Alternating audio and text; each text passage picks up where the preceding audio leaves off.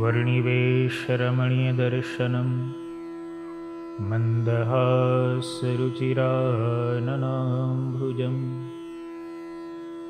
पूजितं सुरनरोत्तमेरमुदा धर्मनन्दनमहं विचिन्तये।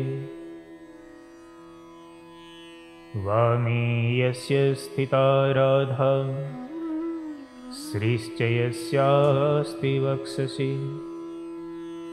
वृन्दावनविहारन्तं श्रीकृष्णं हृदि चिन्तये। ॐ अवतारिणे श्री स्वामिनारायणाय नमो नमः। श्रीहरिकृष्णाय घनश्यामाय नमो नमः। श्रीपूर्णपुरुषोत्तमाय नमो नमः।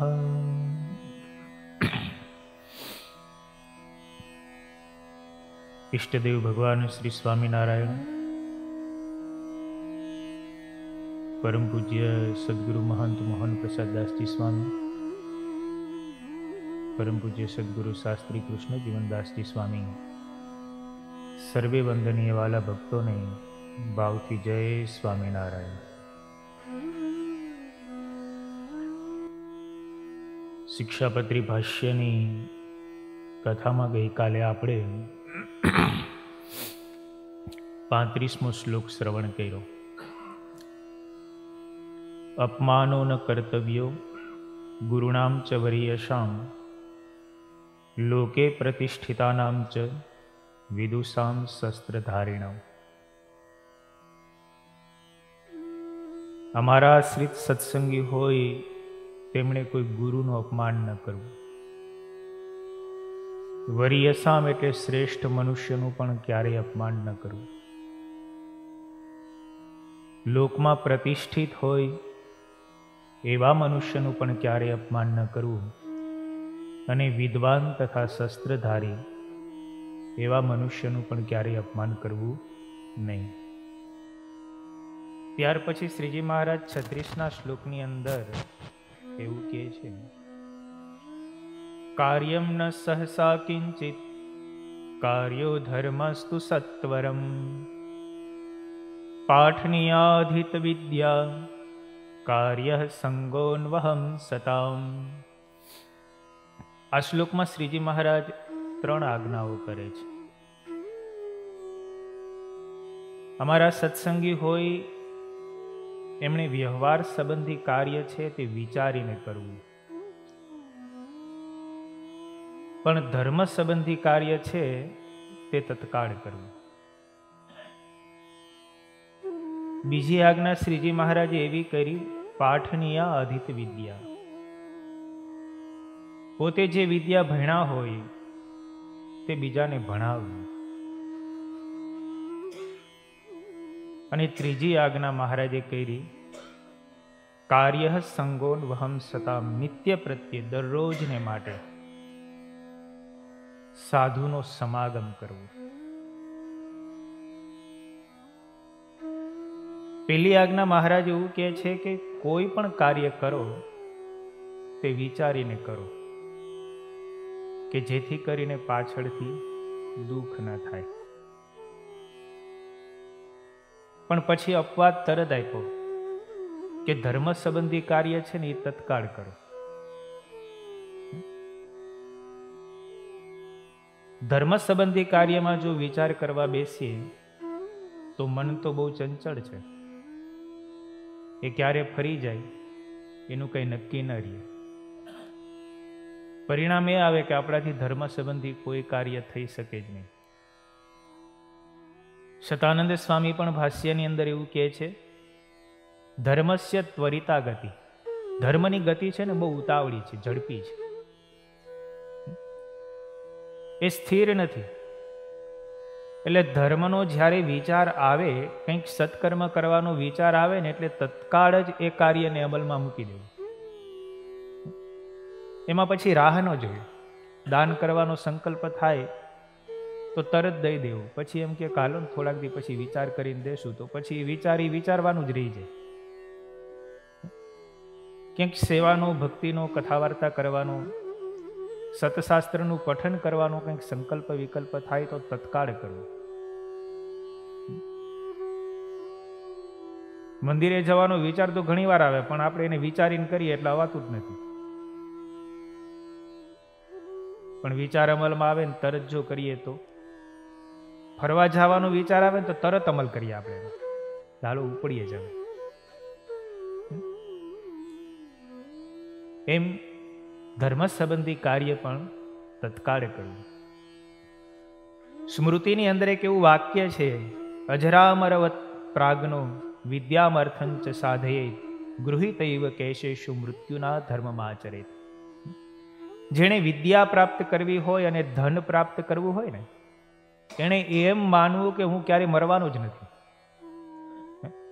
હું તો અજર અમર છું. તો એનાથી વિદ્યા પ્રાપ્ત થઈ શકે ને દ્રવ્ય પ્રાપ્ત થઈ શકે. નહીતર જો એવો વિચાર કરે કે ભાઈ હમણાં મરી જાશું, ધનની વાહ હું ખોટી માથાકૂટ કરવી. અને વિદ્યા ભણવામાં તો બહુ મુસીબત પડે, મનને સ્થિર કરવું પડે, આસન જીતવું પડે, બીજા બાહ્ય ભોગોમાંથી વૃત્તિને પાછી વાળવી પડે, ત્યારે વિદ્યા સંપાદન થાય.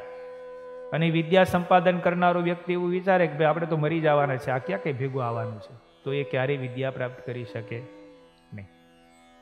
એટલે કે છે કે જેણે વિદ્યા પ્રાપ્ત કરવી હોય કે દ્રવ્ય પ્રાપ્ત કરવું હોય, એને તો એવો જ વિચાર કરવો કે હું ક્યારે મરવાનો જ નથી. પણ જેને ભગવાનની ભક્તિ કરવી હોય, જેને ધર્મનું પરિપાલન કરવું હોય, એને એવો વિચાર કરવો કે કાળ તો મારી ચોટલી જાલીને બેઠો છે, કંઈએ મને ઉપાડી લેશે એનું કાંઈ નક્કી નથી. માટે એ કાર્ય તત્કાળ કરવું. વળી લખે છે મોક્ષ ધર્મની અંદર, સ્વકાર્ય મધ્ય કુર્વિત પૂર્વાહને ચાપરાહન્નિકમ નહીં પ્રતીક્ષતે મૃત્યુ કૃતમ વાસ્ય નવા કૃતમ. ગઈકાલ કરવાનું કાર્ય આજે કરી લેવું, 3 પ્રહોર પછી કરવાનું કાર્ય આજ પહોરમાં કરી લેવું. કાળ રાહ નહીં જુએ કે આણે આટલું કામ પૂરું કર્યું છે, નાનું આટલું બાકી છે. એ તો સમય આવશે ત્યારે ઉપાડી જ લેવાનો છે. પણ મહારાજ અહીંયા એવી આજ્ઞા કરે છે કે વ્યવહાર સંબંધી કાર્ય છે ને એ વિચારીને કરવું. સંસારી છીએ, સંસારમાં છીએ, એકબીજાની સાથેનો વ્યવહાર તો રહેવાનો જ છે. પણ જો એ વ્યવહાર સંબંધી કાર્યની અંદર વિચાર ન હોય આપણી પાસે, તો એમાંથી ઘણું દુઃખ થાય. ન કરવાનું પણ ક્યારેક પગલું ભરાઈ જતું હોય. રામાયણની અંદર એક બહુ સરસ પ્રસંગ આવે છે. સુની ગુહ કહત નિક કહ બુઢા સહસા કરી પછી તાહી વિમૂઢા ભરત સુભાવ શીલુ બીનું પૂછે બહી હિત હાનિ જાની બીનું જૂતે. રામજી, લક્ષ્મણજી અને સીતાજી એને વનવાસ છે. પિતા દશરથનું આ બાજુ મૃત્યુ થયું છે. ભરત મહારાજ એમની અંતિમ વિધિ પૂર્ણ કરી. વશિષ્ઠ મહારાજને ભરતજી કહે છે કે પિતા તો હવે ધામમાં જતા રહ્યા, મારી માતાની ભૂલ થઈ છે, એણે વરદાન માંગ્યા, પરિણામે રામને વનવાસ થયો છે. પણ મારે આ રાજ્ય કાંઈ જોતું નથી, માટે હું જંગલની અંદર જાઉં અને રામ પ્રભુજીને મનાવીને પાછા અયોધ્યા લઈ આવું અને એને 14 વર્ષનો વનવાસ છે થઈ ગયો એમ મનાવી અને એનો રાજ્યાભિષેક કરું. એટલે પોતાની 3 વિધવા માતાઓ શત્રુઘ્ન અને ભરત, વશિષ્ઠ મુનિ અને ચતુરંગીની સેનાની સાથે રામ પ્રભુજીને લેવા માટે જંગલમાં આવે છે. આ બાજુ જંગલની અંદર કુટિયા બાંધીને લક્ષ્મણજી, રામ પ્રભુ અને સીતાજી રહે છે. એમના મિત્ર નિષાદ રાજા છે, કારણ કે નિષાદ રાજા જે એમને મદદ કરી, એમના મિત્ર બન્યા છે. આ ચતુરંગીની સેના લઈને ભરત રામજીને મનાવવા માટે આવે છે. ત્યાં નિષાદ જંગલની અંદર હતા, એ જંગલમાંથી પસાર થયા ચતુરંગીની સેનાની સાથે ભરત. એટલે નિષાદ રાજા વિચાર કરે છે કે આ રામજીને મારવા માટે જ આવે છે. રામ પ્રભુજીને જંગલમાં તો મોકલી દીધા, પણ 14 વર્ષનો વનવાસ પૂર્ણ થાય ને પછી પાછા અયોધ્યાનું રાજ્ય લઈ લે, એ લઈ ન લે ને એવા હેતુથી ચતુરંગીની સેના લઈ અને ભરત છે ને એ રામ પ્રભુજીને મારવા આવે છે. કારણ કે રામ પ્રભુજીને લક્ષ્મણજી બંને એકલા છે, એમની પાસે કોઈ સૈન્ય નથી. આવો નિષાદ રાજા વિચાર કરે છે ને મનમાં કહે છે કે એને વચ્ચે જ રોકું અને રામ પ્રભુ સુધી પહોંચવા ન દઉં. પોતાની સેનાને તૈયાર કરે છે નિષાદ. એ સમયે એક વૃદ્ધ બુઝુર્ગ હોય એને છીક આવે છે, એટલે તરત કીધું કે કોઈક સારા સુગંધ થવાના છે. નિષાદ રાજાને કહે છે તમે આ પગલું જે ભરો છો, ભરતની સેનાની સામે યુદ્ધ કરવા માટે તમારા સૈન્યને તૈયાર કરો છો, પણ મને એવું લાગે છે કે ભરતનો આશય કદાચ કંઈક બીજો હોય તો, માટે પહેલા તમે એને મળો, એનો આશય જાણો અને પછી યુદ્ધ માટેની તૈયારી કરો. કદાચ આપણે જેવું વિચારતા હોય એવું એ ન હોય તો, માટે અમુક કાર્ય વિચારીને કરવું. નિષાદ રાજાને પેલા વૃદ્ધ માણસની વાત મનાણી અને તરત નિષાદ રાજા ભરત પાસે આવે છે. ભરતનો આશય જાણે છે, ભરતનું નિર્માણીપણું, એમના મુખની વાણી, એમનો શુદ્ધ આશય જાણીને નિષાદ રાજાને એમ થયું કે આ તો રામજીને લેવા માટે આવ્યા છે ને અયોધ્યાનું રાજ્ય આપવાના છે. પણ જો મેં એમની સાથે વિચાર્યા વિના યુદ્ધ કર્યું હોત તો આજે કંઈક વિપરીત જ પરિણામ સર્જાત. એટલે અમુક કાર્ય છે ને એ બહુ વિચારીને કરવું પડે. જો વિચારીને ન કરીએ તો એમાંથી પસ્તાવો થયા વિના રહે જ નહીં. પણ અમુક છે ને વ્યવહારની અંદર બહુ બધા ફૂલણજી બહુ હોય, કોઈ પ્રકારનો વિચાર ન કરે, થોડાક પંપ મારે ને એટલે ન કરવાનું કરી બેસે. મોટા ભાગના એવા હોય. અરે ભાઈ તમારી પાસે શું બુદ્ધિ ને શું આવડે, માંડો ને ધંધો, તમારા જેવો ધંધો કોઈનો નહીં હાલે. અને પછી કોકના પંપ મારીને અને તરત જ ધંધો માંડે ને હોય નહીં કાંઈ, કરજ કરીને બેંકમાંથી લોન બોન ઉપાડીને પછી કરવા જાય અને પછી ધંધો હાલે નહીં, પછી કરજમાં ડૂબી જાય. એટલે વ્યવહાર સંબંધી કાર્યોમાં બહુ વિચાર કરવો જોઈએ, બહુ ફૂલણજી પણ ન થવાય. ઓલા સિયાજીરાવ સરકાર હતા ને, વડોદરાના સ્ટેટના રાજા હતા, તો સિયાજીરાવ સરકાર પાસે એક અત્તર વેચવા વાળો આવ્યો. તે 300 રૂપિયાની અત્તરની એક શીશી. હવે 300 રૂપિયાની અત્તરની શીશી એટલે એ જમાનામાં તો બહુ કહેવાય. એટલે સિયાજીરાવ સરકાર કે આ ગજુ મારું નહીં, 300 રૂપિયાનું અત્તર અવળી નાની શીશી એ હું વાપરી ન શકું.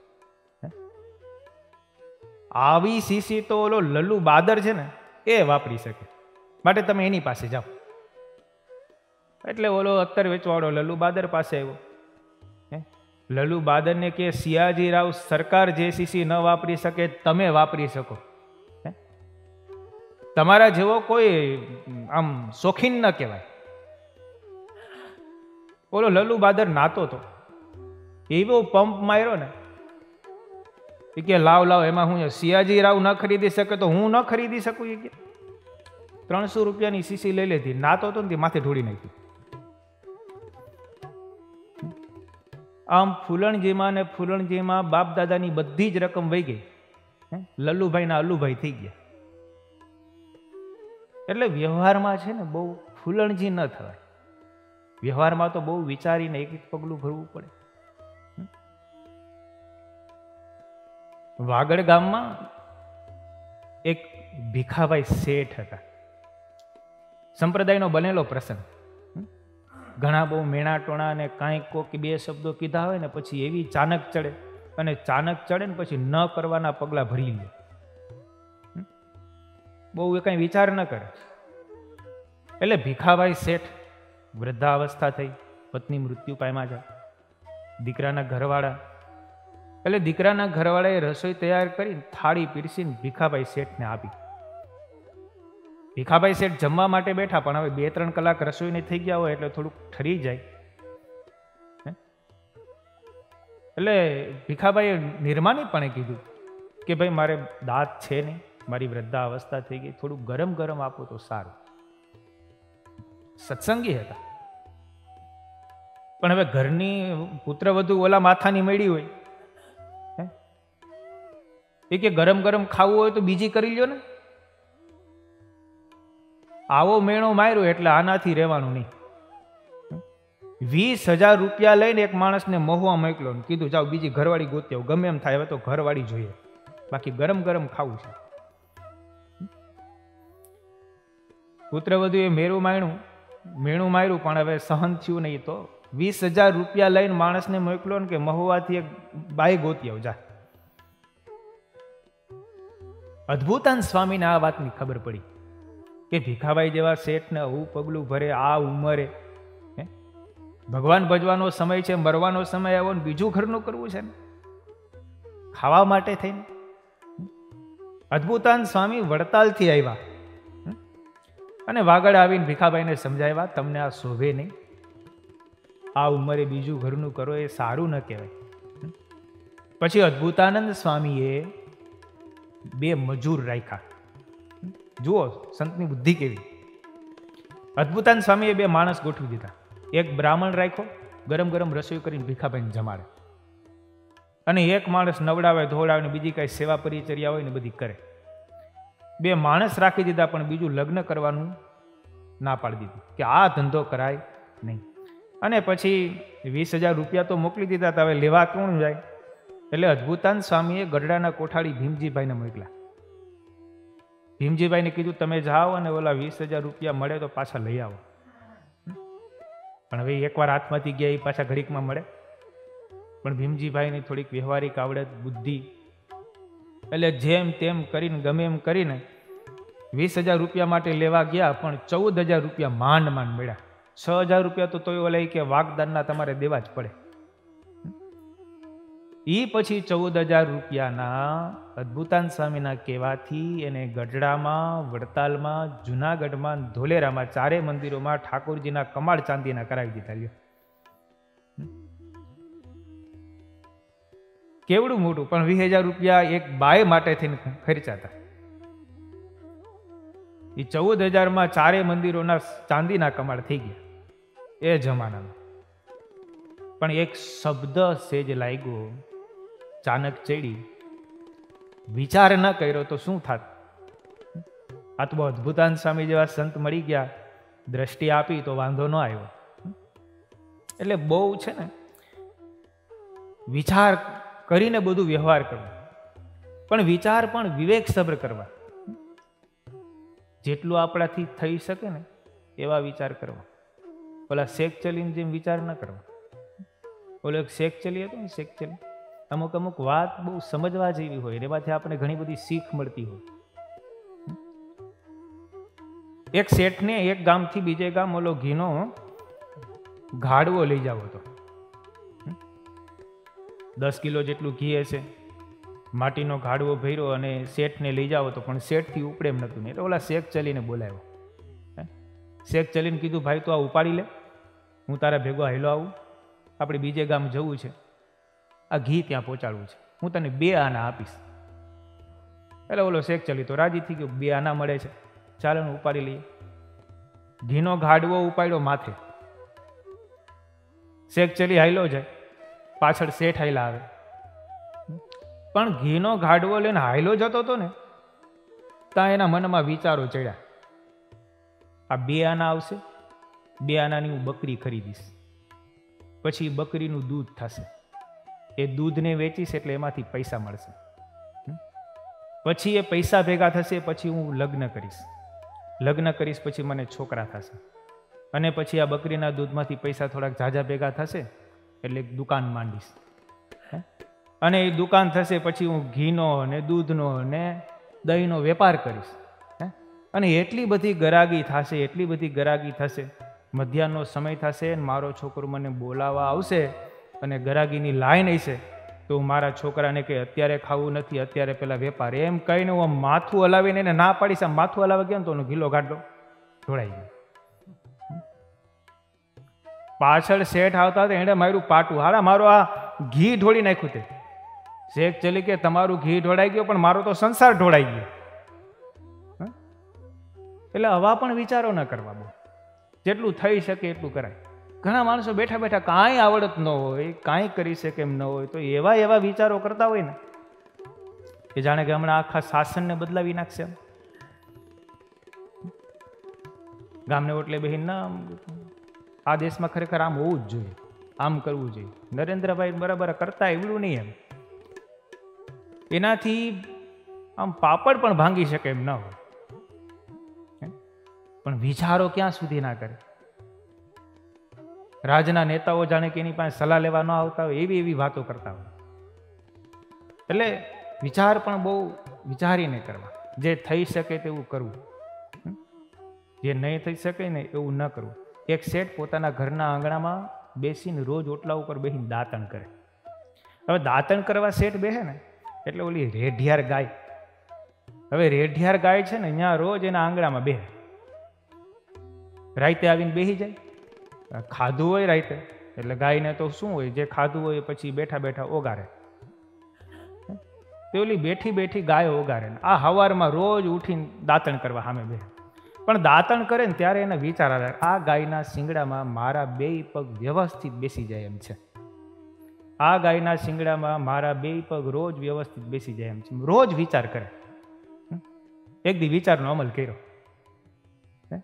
ગાય પાસે ગયો ને પોતાના બે પગ શિંગડામાં નાખ્યા. ગાય થઈ ઊભી અને દોડવા લાગી. એને આવું શિંગડામાં થાય શું લાગે? ગામના લોકોએ ભેગા થઈને શેઠને માંડ બચાવ્યા. શેઠને કીધું કંઈક વિચાર તો કરવો જોઈએ ને, ગાયના શિંગડામાં પગ નખાય. તો કે 6 મહિના સુધી વિચાર કરીને તો આ કર્યું હતું. એટલે એવા વિચારો ના કરવા કે જે વિચાર કરવાથી આપણું જ પતન થાય.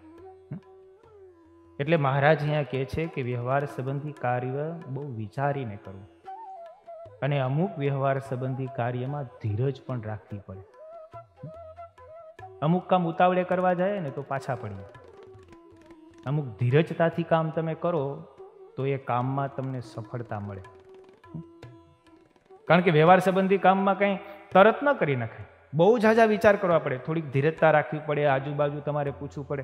લગ્ન સંબંધી તમે વ્યવહાર કરતા હો, પેલું જ વેલું મળ્યું હાલો ને, રૂપ દેખાય તું કરી નાખો, પણ પછી પાછળથી 2 મહિનામાં છૂટાછેડા થાય. પણ થોડીક ધીરજ રાખી હોય, આજુબાજુના પાસા વિચાર્યા હોય, 2-5 માણસની સલાહ લીધી હોય, થોડીક ધીરજ પણ જોઈએ વ્યવહારમાં. જો એ ધીરજ રાખી હોય ને તો વાંધો આવે નહીં. એટલે વ્યવહાર સંબંધી કાર્યમાં બહુ ધીરજ રાખવી. ભગવાન બુદ્ધ પોતાના શિષ્ય આનંદની સાથે એક સ્થળેથી બીજે સ્થળે જતા હતા. વચ્ચે એક જંગલ આવ્યું. વૃક્ષની નીચે ભગવાન બુદ્ધ બેઠા. ભગવાન બુદ્ધે આનંદને કીધું કે આનંદ થોડીક તરસ લાગી છે, પાણી લઈ આવો. જો દૂર છેટે ઝરણું વહેતું એવું લાગે છે. એટલે તુંબી પાત્ર લઈને આનંદ પાણી ભરવા માટે ગયા. એ આનંદ પાણી ભરવા માટે હજી જાય ને ત્યાં એની પહેલા એક ગાડું ત્યાંથી પસાર થયું ઝરણામાંથી, અને ગાડું પસાર થયું એટલે પાણી આખું ડોળાઈ ગયું. સહજ છે, ગાડું પસાર થાય એટલે પાણી હોય એ તો ચોખ્ખું હોય, પણ ડોળાઈ જાય એટલે ડોળાઈ ગયું પાણી. આનંદે જોયું પાણી તો આ બહુ ડોળાયેલું છે, માટે આમાંથી ભરાય નહીં, નવું પાણી કેમ ભગવાનને પાવું, ગુરુજીને આવું પાણી કેમ પાવું? એટલે ખાલી તુંબી પાત્ર લઈને પાછા ભગવાન બુદ્ધ પાસે આવ્યા. ભગવાન બુદ્ધ પાસે આવી અને એમણે કહ્યું કે ગુરુજી, ત્યાં તો પાણી બહુ ડોળું છે, માટે એ પાણી પીવાય એવું નથી. એટલે ભગવાન બુદ્ધ કહે છે કે એ ઝરણાનું પાણી છે ને એ પીવા લાયક જ છે. તું થોડીક ધીરજ રાખ, પાછો જા. ભગવાન બુદ્ધે આનંદને પાછો મોકલો ને તો ઓલું પાણી થોડુંક સ્થિર થયું, ડોળ બધો નીચે બેસી ગયો, અને ગયા તો પાણી ચોખ્ખું હતું. એમ અમુક કાર્યની અંદર આપણે ધીરજ રાખીએ ને તો વાંધો ન આવે. પરિસ્થિતિ બદલા કરવાની છે, પ્રકૃતિ બદલવાની નથી. પ્રકૃતિ તો સ્થિર જ રહે, પણ પરિસ્થિતિ છે ને એ બદલાઈ જાય. પણ પરિસ્થિતિને લઈને તમે પ્રકૃતિનો વાંક કાઢો ને તો એ આપણી ભૂલ કહેવાય. પાણીની સહજ પ્રકૃતિ સ્વચ્છતા છે, એ પોતે પણ શુદ્ધ છે ને બીજાને પણ શુદ્ધ કરે. પાણી કંઈ ડોળું નથી, એની પ્રકૃતિથી એ સ્વભાવથી જ એ શુદ્ધ છે અને બીજાને શુદ્ધ કરે છે. પણ એ દોડાઈ જાય તો થોડીક ધીરજ રાખો તો એ પાછું પોતાની પ્રકૃતિ પ્રમાણે થઈ જ જવાનું છે. એટલે અમુક કાર્યમાં બહુ જ ધીરજતા રાખવી પડે. અમેરિકાના રાષ્ટ્રપતિ અબ્રાહમ લિંકન હતા. એ અબ્રાહમ લિંકન કોઈ પણ નિર્ણય છે ને એ 2 દિવસ પહેલા લઈ લે. અગર તો કોઈ નિર્ણય છે ને એ નિર્ણય 2 દિવસ પછી જાહેર કરે અને પોતાની ડાયરીની અંદર લખી નાખે કે મારે આ નિર્ણય લેવો છે. 2 દિવસ રાહ જોવે, વિચાર કરે એના ઉપર કે આ નિર્ણય છે તે બરાબર છે કે નહીં. એ પોતે પોતાની આત્મકથાની અંદર એવું લખે છે કે મેં કરેલા મારા નિર્ણયો મારે પણ ઘણીવાર બદલાવા પડ્યા છે. શું કામ? એને જે તે સમયે નિર્ણય લીધો હોય પણ એ નિર્ણય પછી એવો વિચાર આવે કે આ નિર્ણય લેવાથી મારું અને બીજાનું ઘણાનું નુકસાન થાય એમ છે, મારી પ્રતિષ્ઠામાં અથવા તો બીજાની પ્રતિષ્ઠા ભંગ થાય એમ છે, તો એવો નિર્ણય મારે બદલાવવો પણ પડ્યો છે. એટલે વ્યવહાર સંબંધી કાર્ય બહુ જ વિચારીને કરવું. તમે જુઓ ને, મયારામ ભટ્ટ અને ગોવિંદરામ ભટ્ટ બંને જણાને દુકાન કરવી હતી તો સાંજે 2 જણા બેસી ગયા હતા. આપણે વિચાર કરીએ કયો ધંધો કરશું. 2 જણાએ આખી રાત વિચાર કર્યો. આખી રાત વિચાર કરતા કરતા કુકડો બોલી ગયો. પણ રામાનંદ સ્વામીનો સમાગમ કર્યો હતો ને એટલે એને વિચાર આખો બીજો પલટાણો કે કયો ધંધો કરવો એનો વિચાર કરવામાં કુકડો બોલી ગયો. સવાર પડી ગઈ તો આપણે આ ધંધો કરશું તો આપણું થાય શું? માટે આ બધું પડતું મૂકો અને આપણી પરંપરાથી જે આ ભિક્ષાટન કરીને નિર્વાહ કરવાનું છે ને એ કરો.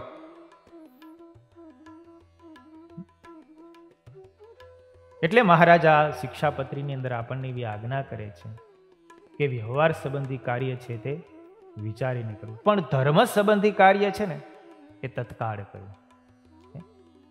એમાં કોઈ પ્રકારની રાહ ન જોવી. રામાનંદ સ્વામી કાનમ દેશની અંદર સારિંગ ગામ પધાર્યા. પછી ગામના પાદરની અંદર જ એક વાડી હતી. વાડીમાં એક ખેડૂત કોષ હાંકતો હતો અને રામાનંદ સ્વામી ત્યાંથી પસાર થયા. રામાનંદ સ્વામી એના તરફ દ્રષ્ટિ કરી, એનામાં મુમુક્ષતા થોડીક દેખાણી. રામાનંદ સ્વામીને જોયા એટલે પેલો હરિભગત તરત જ દોડીને, અને આમ તો ખેડૂત હતો, હરિભગત હતો નહીં, પણ મુમુક્ષુ હતો. રામાનંદ સ્વામી પાસે આવ્યો. રામાનંદ સ્વામીને હાથ જોડ્યા એટલે સ્વામી પારખી ગયા કે આનામાં મુમુક્ષુતા ખૂબ છે. એટલે કીધું કે શું કરો છો? તો કે કોષ હાંકું છું. તો કે આ બધું કરવામાં તમે આમને આમ જન્મારો ખોઈ જ નાખવાના છો? એટલે પેલો મુમુક્ષુ હતો એને સંતના વચનમાં વિશ્વાસ આવ્યો. એને કીધું તો મારે કરવું શું? તો કે ભગવાને આવું સરસ મજાનું મનુષ્ય શરીર આપ્યું છે, એ ભગવાનને પ્રાપ્ત કરવા માટે ને ભજન કરવા માટે આપ્યું છે. આમને આમ ખેતીવાડીના કામ કરીને સ્ત્રી પુત્ર પરિવારની માટે બધું કરતા રહેશો ને તો જન્મારો એમને વેડફાઈ જશે. પેલો મુમુક્ષુ કહે છે તો મારે કરવાનું શું? તો કે કરવાનું બીજું કાંઈ નહીં, મારી સાથે ચાલો અને ભગવાનને ખોડો, ભગવાનને ભજો તો તમારું આત્યંતિક કલ્યાણ થશે. તરત જ એને કોષ મૂકો પડતો અને રામાનંદ સ્વામીની સાથે ચાલતા થઈ ગયું. અને એ પછી રામાનંદ સ્વામી એમને દીક્ષા આપીને એ ભાઈ રામદાસજી થયા. તમે જુઓ કેટલી મુમુક્ષુતા, પણ ધર્મ સંબંધી કાર્ય હતું, ચટકી લાગી. પછી એમાં વિચાર ન કર્યો કે હું ઘરે પૂછવા જાઉં, મારી પત્નીની રજા લઈ આવું, મા બાપની રજા લઈ આવું. એ રજા લેવા જાય તો ઓલા કોઈ રજા આપવાના છે? કોઈ ના આપે. ભગવાનને પ્રાપ્ત કરવાનો વિચાર થાય એટલે તરત જે નીકળી જાય ને એ ગ્રહસ્થાશ્રમને છોડી શકે. પણ એમાં વિચાર કરે કે હું ત્યાગી થઈશ તો મારું શું થશે, લોકો મારી કેવી વાતો કરશે, મારા મા બાપની શું સેવા કરશે, મારા મા બાપનું કોણ ધ્યાન રાખશે, મારા પરિવારનું ઘરનું બધાનું શું થશે, એવા વિચારો કરે તો કાંઈ થાય? કાંઈ ન થાય. જેને ભગવાન ભજવા હોય અને ગ્રહસ્થાશ્રમ છોડવો હોય એને તો તત્કાળ છોડે તો થાય, એમાં વિચાર ના હાલે. અને કદાચ ગ્રહસ્થાશ્રમમાં હોઈએ તો પણ ભગવાન સંબંધી કામ કરવું હોય તત્કાળ કરવું પડે. દાદા ખાચર એકવાર કપિલા છઠ હતી અને રસોઈ આપી સંતોને હરિભક્તોને બધાને જમાડ્યા. એમાં પંચાળાના ઝીણાભાઈના બેન અદીબાઈ એવા ગણતું. અને અદીબાઈ આવીને મહારાજને કીધું, મહારાજ મારે રસોઈ આપી છે. મહારાજ કે પછી રસોઈ આપજો ને. અદીબા કે મહારાજ પછી મારો વિચાર બદલી જાય તો, માટે અત્યારે જ તમે મારી રસોઈ લઈ લો. મહારાજ કે તો આપણે સંતોને બીજી વાર જમાડીએ, તમારો ભાવ પણ પૂર્ણ થાય. તો કે મહારાજ તો બહુ સારું. મહારાજે બીજી વાર પંક્તિ કરી કે ભાઈ તો અદીબાની દાદા ખાચરની રસોઈ છે, આપણે જઈમાં સંતો જમી રહ્યા ત્યાં અદીબા આવ્યા, એણે આવો સંકલ્પ કર્યો કે મારે પણ સંતોને રસોઈ આપવી છે. મહારાજ કે આપણે એની બીજી વાર જમાડીએ, તમારો સંકલ્પ પૂરો થાય. અદીબાએ તરત કેવું કીધું કે મારો વિચાર બદલી જાય તો. પેલા જનક રાજા સભામાં બેઠા હતા અને 9 યોગેશ્વરો આવ્યા. ભાગવતમાં વાત લખાયેલી, કેવી વાત, કેવી વિચારધારા. જનક રાજા ઉભા થઈને તરત જ 9 યોગેશ્વરને એકી સાથે ભેટી પડ્યા. 9 ને એક સાથે બથવા લીધા અને પછી એક એકને ભેટા. એટલે 9 યોગેશ્વરોએ એવું કીધું કે જનક મહારાજ તમે આવું કેમ કર્યું? પેલા અમને બધાને એકી સાથે ભેટા અને પછી એક એકને ભેટા. જનક મહારાજ કે આ દેહ છે ક્ષણભંગુર છે, તમારા જેવા યોગેશ્વરોને મળવા માટે હું આતુર હતો, અને જો એકી સાથે ન ભેટું ને બધાને એક એકને અલગ અલગ ભેટું ને 4-5 ને ભેટું અને મારો દેહ પડી જાય તો બીજાને ભેટવાનું રહી જાય ને, એટલે હું તમને એકી સાથે ભેટું. કેવડી મોટી વિચારધારા. એટલે ભગવાન સંબંધી કાર્ય, દાન દેવાનો સંકલ્પ થાય, કોઈને જમાડવાનો સંકલ્પ થાય, કોઈને કંઈ ભેટ અર્પણ કરવાનો સંકલ્પ થાય તો એ તત્કાળ કરી દેવું. કારણ કે મન છે ને એ ચંચળ બહુ છે, કેટલી પ્રકારના વિચાર કરે. પણ જો ભગવાન સંબંધી ગાઢ સંકલ્પ થાય ને તમે તરત જ આપી દો તો વાંધો આવે નહીં. બોલો એક છોકરો નતો વાડીમાં સરસ મજાનું ચીબડું થયું તો મનમાં વિચાર આવ્યો, લે ને આ ચીબડું ભગવાન સ્વામિનારાયણને આપું. તે ચીબડું હાથમાં લઈ અને નીકળો. મહારાજ દાદા ખાચરના દરબારગઢમાં વિરાજમાન હતા અને ચીબડું લઈને જતો હતો. પણ મનમાં વિચાર થયો, આટલું સરસ મજાનું ચીબડું છે, એક જ છે, પેલું જ ચીબડું છે, આ હું ખાઈ જાઉં તો. પણ પછી પાછો મનમાં વિચાર એવો આવ્યો કે ના ના, આ ચીબડું ભગવાન સ્વામિનારાયણને આપું તો સારું. થોડી વારમાં પાછો વિચાર આપ્યો કે આ કોઈને ક્યાં ખબર છે, ભગવાનને પણ ક્યાં ખબર છે કે હું એને ચીબડું દેવા માટે જાઉં છું, મને એકને જ ખબર છે, લાવને હું ખાઈ જાઉં. પણ પછી પાછો વિચાર આવ્યો, આ તો હું ભગવાનને અર્પણ કરું તો ઠીક. એમ કરતા કરતા, સંકલ્પ કરતા કરતા દાદા ખાચરનો દરબારગઢ આવી ગયો અને મહારાજ પાસે ઊભો રહી ગયો અને ચીબડું તરત અર્પણ કરી દીધું. મહારાજે તરત કીધું કે આ તો મન ઉપર પગ દઈને આવ્યો છે, મનને જીતીને આવ્યો છે, માટે આ તો યોગેશ્વર છે. એટલે મન છે ને એ સંકલ્પ વિકલ્પ વાળું છે. જો અમુક કાર્ય તત્કાળે ન કરીએ તો સંકલ્પ છે તે આપણને કાર્યમાંથી પાછા પણ પાડે. એટલે શ્રીજી મહારાજે અહીંયા કીધું કે ભગવાન સંબંધી કાર્ય છે તે તત્કાળ કરવું. સ્વાતિ તણુ બુંદ સુછીપ જેમ, સારા વિચારો મનના જ તેમ, જો સદ્ય ઝીલે ફળ શુદ્ધ થાય, ઝીલે નહીં જો જટ વ્યર્થ થાય. નિષ્કુળાન સ્વામીએ લખ્યું, સ્વાતિ નક્ષત્રના બિંદુ હોય ને વર્ષે અને ચાતક પક્ષી જો એને અધ્રોઅધર ઝીલી લે ને, તરત જ ઝીલી લે તો 1.25 લાખનું મોતી થાય. પણ એ પડી જાય તો સમુદ્રના જળ ભેગું જળ થઈ જવાનું છે. એમ ભગવાન સંબંધી ગાઢ સંકલ્પ થયો અને તત્કાળ એનો અમલ કરે ને તો એ ફળદાયી થાય અને સફળ થાય. પડી જાય, એને ઠેલવી દે તો એ વિચાર ક્યારેય ફળીભૂત થતો નથી. બીજી શ્રીજી મહારાજ આ શ્લોકમાં આજ્ઞા કરે છે, પાઠનિયા અધિત વિદ્યા. જે વિદ્યા આપણે ભણ્યા હોય તે બીજાને ભણાવવું. સૌથી મોટું દાન છે તે વિદ્યાદાન છે. એથી કોઈ મોટું દાન ન કહી શકાય. સતાનંદ સ્વામી ભાષ્યની અંદર એવું લખે છે કે દાનખંડમાં કહેલું છે, વિદ્યાપાકસ્ય વિદ્યા અધ્યાપકસ્ય બ્રહ્મલોક પ્રાપ્તિ રૂપતા. જે અધ્યાપક છે, વિદ્યાને ભણાવનારો છે ને, એને બ્રહ્મલોકની પ્રાપ્તિ થાય છે. શું કામ? એને કારણ કે બીજાને અજ્ઞાનથી દૂર કરે છે, બીજાને જ્ઞાનરૂપી પ્રકાશ આપીને એને અંધકારમાંથી બહાર કાઢે છે. માટે એને બ્રહ્મધામની પ્રાપ્તિ થાય છે. વિષ્ણુ ધર્મોત્તરની અંદર પણ એવું લખ્યું છે, પરાધ્યાપનક શક્તો હિ પુરુષસ્તદ્યદશ્નુતે તપસ્તત્પરમ પતસ્ય બ્રહ્મલોક ગમમ સ્મૃતમ. બીજાને ભણાવવામાં જે આસક્ત પુરુષ છે ને, એ જ એમનું મોટામાં મોટું તપ છે, અને એ તપના પ્રભાવે કરીને એને બ્રહ્મલોકની પ્રાપ્તિ થાય છે. માટે બીજાને ભણાવનારો છે એના જેટલો કોઈ મહાન નથી, એમ સ્મૃતિઓમાં પણ કહેલું છે. આનંદ સ્વામી લખે છે કે કોને કોને વિદ્યા ભણાવવી, એના માટે મનુસ્મૃતિમાં કહેવાયેલું છે, આચાર્યનો પુત્ર હોય, સેવા કરનારો હોય, જ્ઞાન આપનારો હોય, ધર્મવાળો હોય, પવિત્ર હોય, આપ્તજન હોય, જે વિદ્યા ભણવામાં સમર્થ હોય, દ્રવ્ય આપનારો હોય, અને સાધુ. આ 10 લોકોને વિદ્યા ભણાવવી. એમને જો વિદ્યા ભણાવે તો એને બહુ મોટું પુણ્ય થાય છે.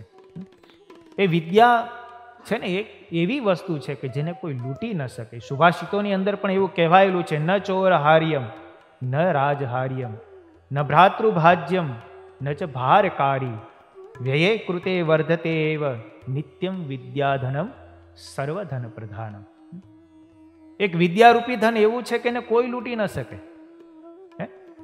ન ચોર હાર્યમ, ચોર એને કોઈ લઈ જાય, ચોર એને ચોરી શકે નહીં, એવી વિદ્યારૂપી ધન છે. ન રાજહાર્યમ, રાજા એમાંથી કર ન વસૂલી શકે, રાજા પણ એમાંથી કંઈ કરી શકે નહીં. ન ભ્રાતૃભાજ્યમ, ભાઈઓ એ ભાગ પડાવી શકે વિદ્યામાંથી. ભાઈ જે વિદ્યા ભણ્યા હોય એ વિદ્યા પોતાની જ, એમાંથી કોઈ ભાગ પડવી ન શકે. ન ભારકારી, પાછું ભારકારી પણ નથી, વિદ્યાનો કઈ વજન ન લાગે. પાછું એવું છે આ વિદ્યા વ્યયે કૃતે વર્ધતે, જેમ તમે વાપરો એમ વિદ્યા વધે. જેમ તમે બીજાને ભણાવો એમ તમારી વિદ્યા છે એ સુદૃઢ થાય. વ્યયે કૃતે વર્ધતે, જેમ તમે વાપરો ને એમ વિદ્યા વધતી જાય.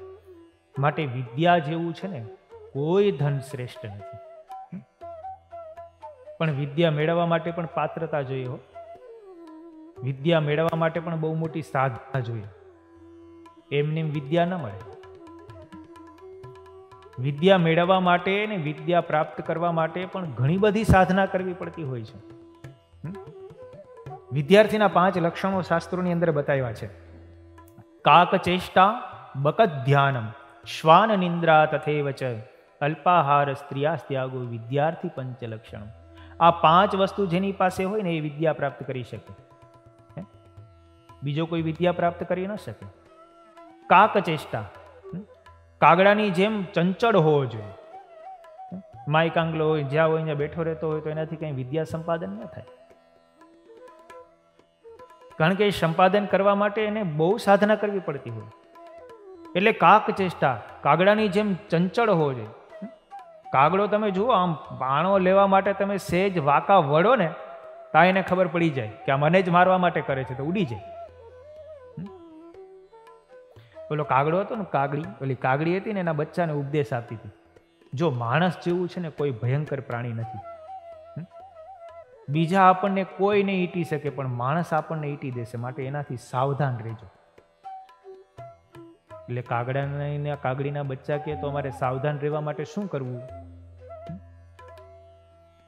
એટલે એની માં કે, જો દીકરા, માણસ હોય ને એ જયારે આમ વાંકો વળે ને એટલે સમજી લેવું કે પાણો જ લેશે ને આપણને મારશે જ.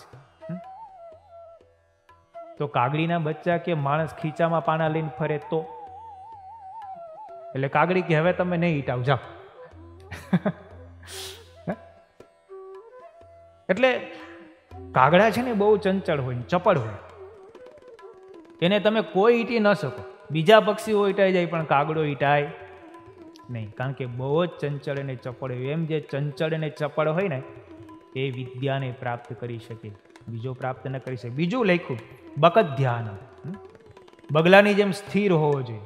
બગલો તમે જુઓ, માછલી પકડવા માટે પાણીમાં જાય ને એવો સ્થિર થઈ જાય, માછલા એના પગ સુધી પહોંચી જાય ત્યાં સુધી માછલાને ખબર ન પડે કે બગલો અહીંયા ઊભો છે.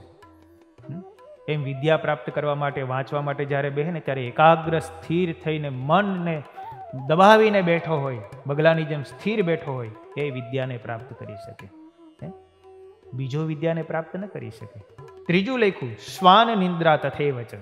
કૂતરાને જેવી નિંદ્રા હોય, ઊંઘણસી હોય, 8-8, 9-9 વાગે ઉઠતો હોય, એ વિદ્યા મેળવી શકે?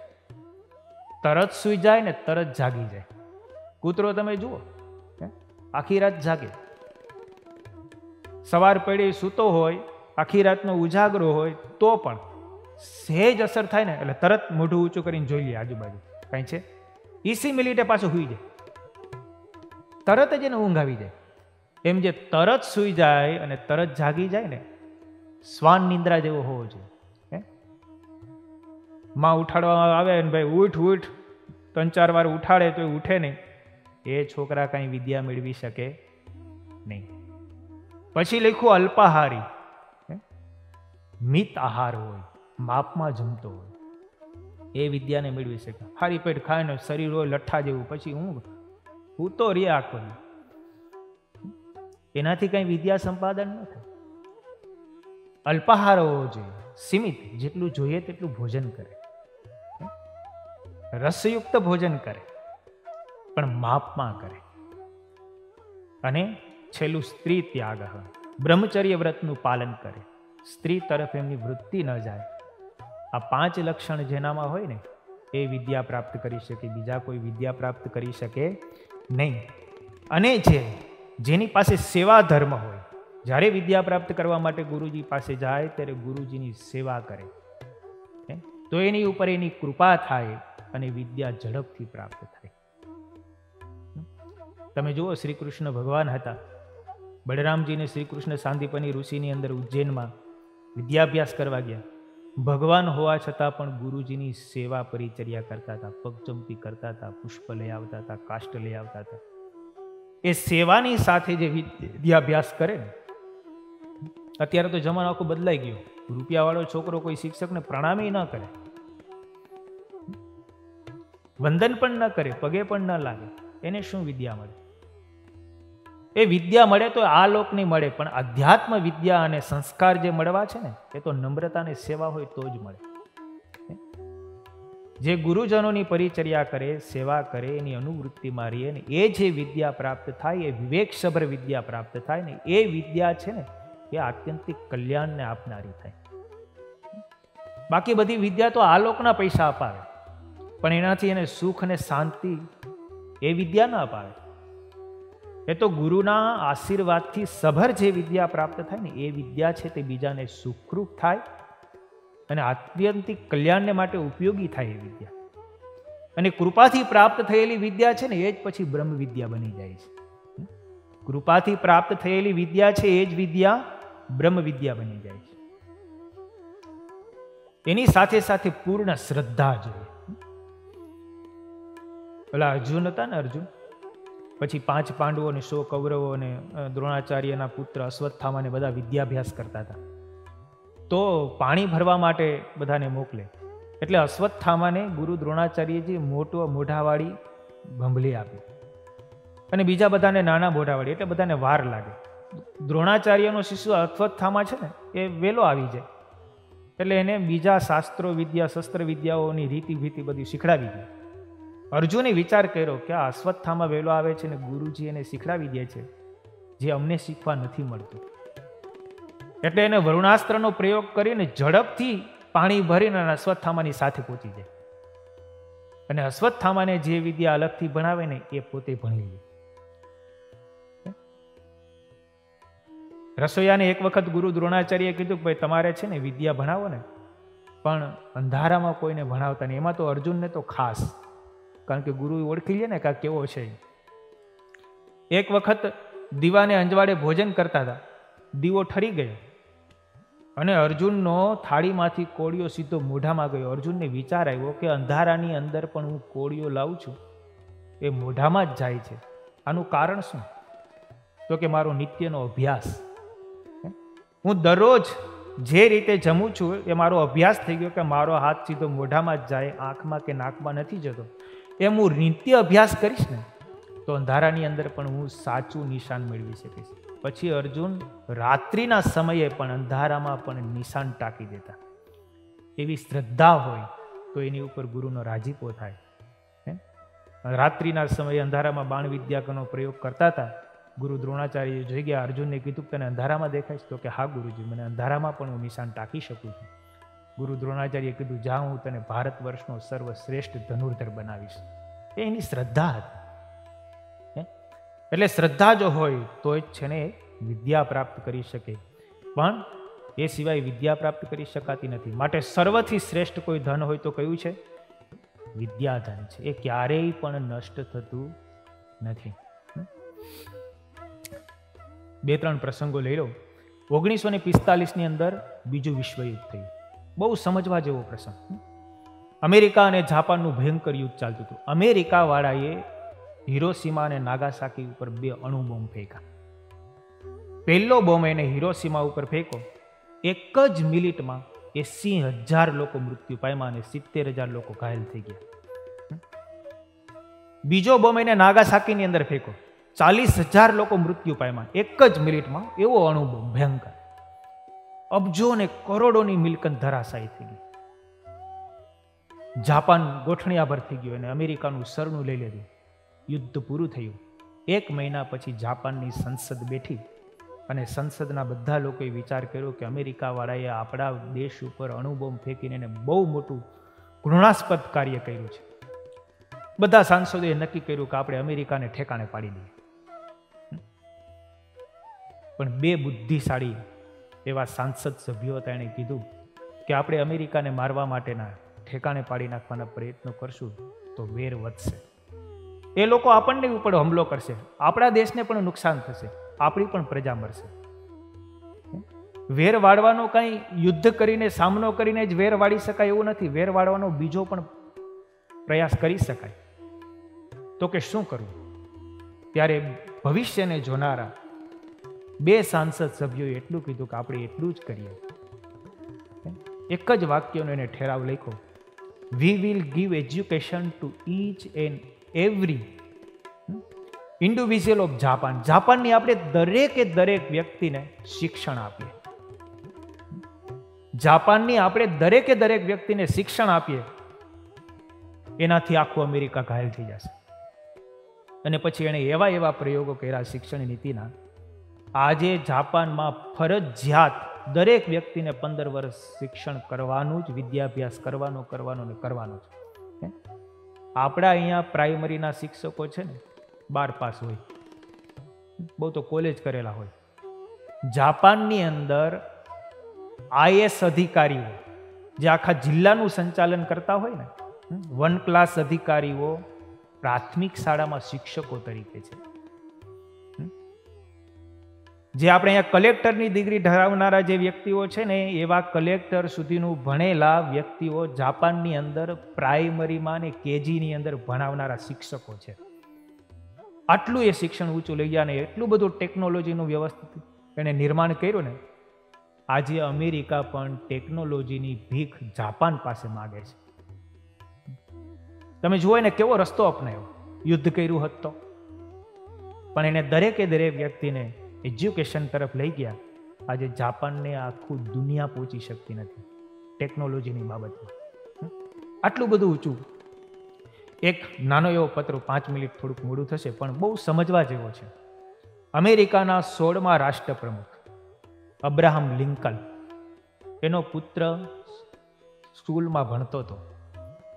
એ સ્કૂલના આચાર્યને અબ્રાહમ લિંકને એક પત્ર લખ્યો. એ પત્ર હું તમને વાંચી સંભળાવું છું, બહુ સમજવા જેવું. મહાસત્તા અમેરિકા અને અમેરિકાનો પ્રમુખ જે પત્ર લખતો, એ પત્રમાં કેટલું રહસ્ય હોય. અને એ પોતાના પુત્રને માટે થઈને પત્ર લખે છે સ્કૂલના આચાર્યને કે તમે મારા પુત્રને શું શીખવશો એના વિશે. અબ્રાહમ લિંકન લખે છે, હું જાણું છું કે મારા પુત્રે એ ભણવું પડશે કે દુનિયામાં બધા માણસો પ્રામાણિક કે સાચા નથી હોતા, પરંતુ તેને તમે ભણાવજો કે પ્રત્યેક નીચ વ્યક્તિની સામે વિશ્વમાં એક સારો માણસ પણ હોય છે. જુઓ કેવા કેવા શબ્દો છે ને. પ્રત્યેક સ્વાર્થી રાજકારણી સામે એક સમર્પિત રાજનેતા પણ હોય છે. પ્રત્યેક દુશ્મનની સામે એક સાચો મિત્ર પણ હોય છે. જો તમે કરી શકો તો તેને ઈર્ષાથી મુક્ત જીવન જીવતા શીખવજો. નિર્દોષ હાસ્યનું રહસ્ય તેને શીખવજો. તેને વહેલી તકે ભણાવજો કે ઈચ્છા પ્રમાણે અમલ ચલાવનારા વ્યક્તિઓ કરતા ઈચ્છા પ્રમાણે અમલ કરનારા વ્યક્તિઓનું હંમેશા પતન થાય છે, અને એ પણ સહેલાઈથી પતન થાય છે. એને તમે પુસ્તકોની અજાયબીથી વાકેફ કરજો, પણ સાથે સાથે આકાશમાં ઉડતા પંખીઓ અને ખીલેલા પુષ્પોની પાછળ છુપાયેલા શાશ્વત રહસ્યોને માણવાનો આનંદ પણ તમે એને શીખવજો.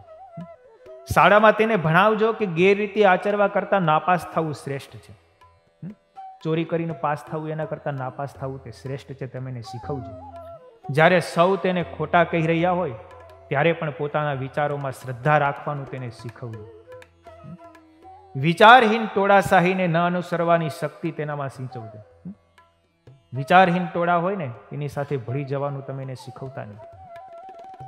સૌને સાંભળવાનું તેને શીખવજો, પરંતુ સાથે સાથે જે કંઈ સાંભળ્યું છે તેને સત્યની સરાણીએ ચડાવીને ચકાસવાનું અને તેમાંથી જે કંઈ સારું નીકળે તેને ગ્રહણ કરવાનું પણ શીખવજો. આચાર્યને લખે છે કે મારા પુત્રને તમે કેવું શીખવજો. જો તમે શીખવી શકો તો તેને દુઃખમાં પણ હસતા શીખવજો. આંસુ સારવામાં નાનપ નથી, ઉદાસપણે ગળી જવામાં અને પ્રેમના અતિરેકથી ચેતવાનું પણ તેને શીખવજો. પોતાની શક્તિ અને બુદ્ધિ બીજાને આપવાનું તે ભલે શીખે, પણ પોતાના હૃદય અને આત્માને કદી પણ ખરીદવા યોગ્ય ચીજ ન બનાવે તે પણ તેને શીખવજો. બીજાના દુઃખના શબ્દો તરફ કાન દેવાનું અને પોતાની સાચી માન્યતામાં અફર રહેવાનું તેને શીખવજો. તેને હેત પ્રેમથી જરૂર ભણાવજો, પરંતુ ખોટા લાડ લેશ પણ લડાવશો નહીં. કારણ કે નક્કર પોલાદ અગ્નિમાં જ તૈયાર થાય છે. અન્યાય સામે અવાજ ઉઠાવવાની શક્તિ તેનામાં સિંચજો અને નિરર્થ થવા માટે જરૂરી ધીરજ પણ તેને આપજો. પોતાનામાં કાયમ માટે અતિ ઉત્કૃષ્ટ શ્રદ્ધા રાખવાનું તેને શીખવજો, કારણ કે તેથી જ સમગ્ર માનવ જાતમાં પણ તેને કાયમ માટે ઉત્કૃષ્ટ શ્રદ્ધા રહી શકે.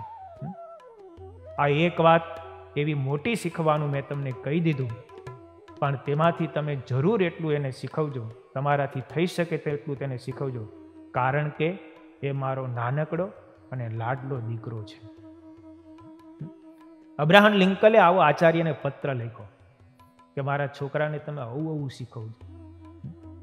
આવી જેની વિચારધારાઓ હોય ને એ એના સંતાનોમાં સંસ્કારો રેડી શકે ને એ એને વિદ્યા આપી શકે. એટલે વિદ્યા છે ને બહુ શ્રેષ્ઠ છે. જેની પાસે વિદ્યા હોય ને, તમને કોઈ ધન આપે ને તો ધન થોડાક સમયમાં નાશ થઈ જવાનું છે. તમને કોઈ વસ્ત્રનું દાન કરે તો વસ્ત્ર થોડાક સમયમાં ફાટી તૂટી જવાનું છે. તમને કોઈ અન્નનું દાન કરે ને તો અન્ન પણ કાળે કરીને નષ્ટ થઈ જવાનું છે. પણ તમે કોઈને વિદ્યા દાન આપો ને, એને સંસ્કાર આપો, એને વિવેક આપો ને, તો એ આખી જિંદગી ટકવાના છે. અને એટલું જ નહીં, 2-4 પેઢીઓ સુધી પણ ટકવાના છે. સંસ્કાર છે ને, સંસ્કાર એકવાર આવે ને પછી 6-7 પેઢી સુધી જાય નહીં. સંસ્કાર છે ને એ એકવાર જીવનમાં દ્રઢ થઈ જાય ને પછી 6-7 પેઢી સુધી જતા નથી. એટલે વિવેક છે ને શીખવો ને એ બહુ મોટી પ્રાપ્તિ છે. એટલે શ્રીજી મહારાજે આમાં આજ્ઞા કરી કે જે વિદ્યા પોતે ભણ્યા હોય તે બીજાને ભણાવી. અને ત્રીજી આજ્ઞા લખી કાર્ય સંગોન વહમ સતામ. એ હવે આપણે કાલે લઈશું. સહજાનંદ સ્વામી મહારાજ. સ્વામિનારાયણ નારાયણ નારાયણ. સ્વામિનારાયણ નારાયણ નારાયણ. સ્વામિનારાયણ સ્વામિનારાયણ. સ્વામિનારાયણ સ્વામિનારાયણ. સહજાનંદ સ્વામી મહારાજ.